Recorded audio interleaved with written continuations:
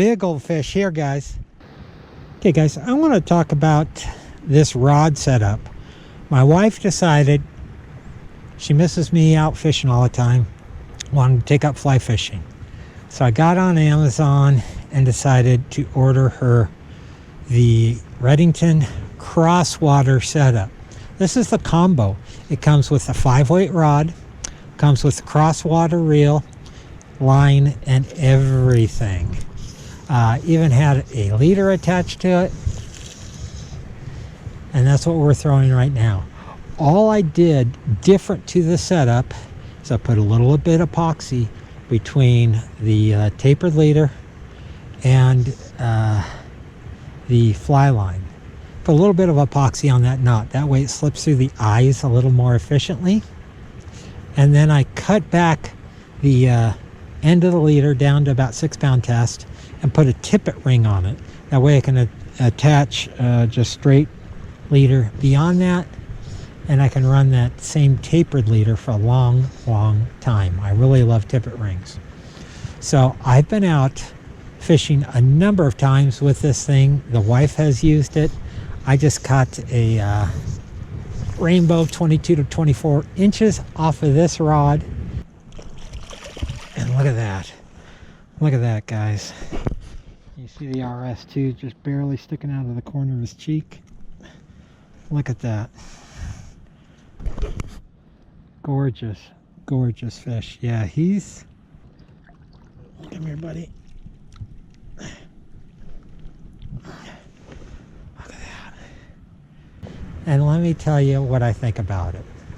The reel, I think it's a carbon fiber or some sort of plastic material. I don't mind that. It's actually drags halfway decent.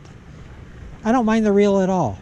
The line, very kinked up, loopy. It feels very slick, but after a few times out, sounds like sandpaper going through the guides. I have stretched this line so many times to try and get these, look at those loops out of it. I can't get those loops out of it. And I have really stretched this line. So the line is crap. Not a fan of it. It floats okay. But I can't get the loops out of it. It is very rough surface after the first couple times fishing it. So the line, not too pleased with. The reel, I'm good with it. It works. It's a great starter reel. I actually like it because it's nice and light. The rod, it's advertised, at least on Amazon, which I assume is manufacturer description. They call it a medium fast action. They call it a medium fast action rod. No friggin' way. It's more of a medium action. It's much slower than most decent rods as far as action is concerned. I've had no problem bringing in fish. I just caught a 20 to 22 inch rainbow on it. Not a problem. Here's the rainbow here. Big old fish here, guys. Woo! Big old fish.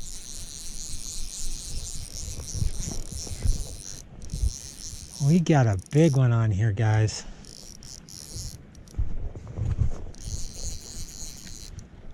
Big old rainbow. This thing's a monster. But it's not a medium fast action rod, regardless of what they say. As far as I'm concerned, the setup, I like the reel. I know a lot of people don't like the plastic reels. I'm cool with the reel.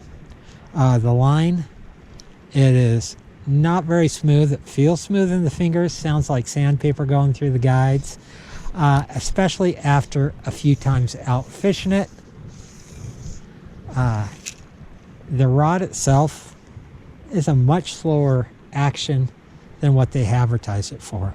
Starting setup, hey, this was like 110 bucks delivered on Amazon. Hey, starter setup, you're not going to be able to hit that price point on a name brand rod, reel, line setup. You get everything you need out the door. I'm just not super pleased with the action of the rod itself. I expected something a little more fast action. And the line itself, I expected crap line. Line itself is 50, 60, 70 bucks for a halfway decent line. So what do you expect? But for a starting setup, this is fine and dandy. But if you're an experienced fisherman, I would say experienced fly fisherman, I would say you probably want to go with a higher end setup. Yeah, it's going to cost you 2, 3, 4, 5 times the price. But as an entry level, it's fine. But if you're experienced, I don't think the Crosswater is the rod for you. I want to thank you for checking out this video. Be sure and give me a thumbs up. We're going to catch some more fish here. And we'll see you next time, guys.